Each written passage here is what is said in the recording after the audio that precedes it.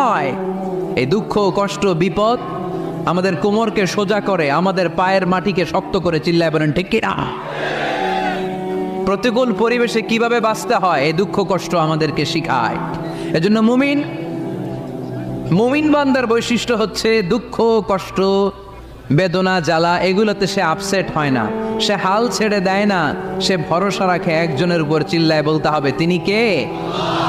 কারণ মুমিন জানে রাত্রি যত গভীর হয় অন্ধকার তমানিসা ভেদ করে সুবহে সাদিক হয়। মুমিন জানে গর্ভবতী নারীর পেটের ব্যথা যেই দিন বাড়তে থাকে ওই দিনই নতুন মেহমান আগমনের সময় ঘনাতে থাকে। মুমিন জানে তার জীবনে দুঃখ কষ্ট বিপদ যত বাড়তে থাকে সুখের দিন কাছে আসতে থাকে। এজন্য মুমিনের হারাবার কিছু নেই।